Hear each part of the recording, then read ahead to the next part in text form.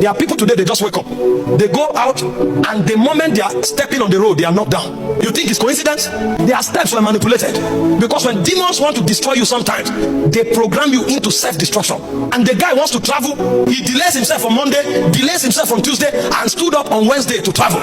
And that Wednesday, he woke up, he kept dragging his feet until he left for the park around 11. The car he entered is already destined for accident. He didn't know why a journey that should have been on Sunday was delayed to Wednesday. And the journey was delayed to Wednesday. Of all the cars, is the one that should somersault that he entered. It's because of demonic programming. But when men begin to pray, there's a voice that travels with them. Even if the program is complete, while they are yet there, they say, no, not this one. A lady went to the airport, paid for her flight. The flight was about to take off. In fact, they hurried her because they were about shutting the door. After she pleaded, begged, they did all the necessary connection to get her on the flight. The moment she checked in her luggage, she lost her peace.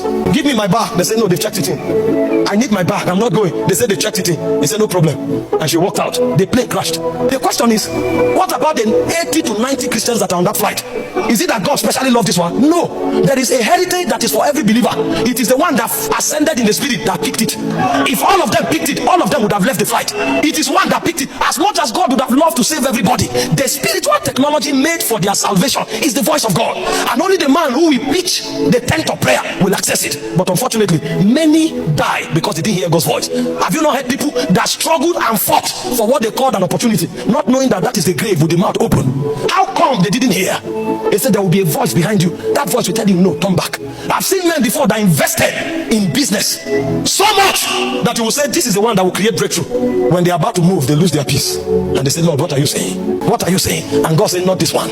Not this one. They quickly withdrew, and true to the voice of God, it crashed. The reason Christians are victims and they are not dominating their world is because 90% of their decision-making process is coming from their brain. They are making decisions about tomorrow with the information of today and yesterday. Who told you today and yesterday is sufficient to arrest tomorrow? The only thing that knows tomorrow, the only one that knows tomorrow is the monarch of Zion, because his name is Alpha Omega. He's sitting in yesterday, today, and tomorrow at the same time. So when he's speaking, he's not speaking in the now, he's also speaking in the tomorrow. When we pray and we hear God's voice, we secure the future because we reprogram ourselves.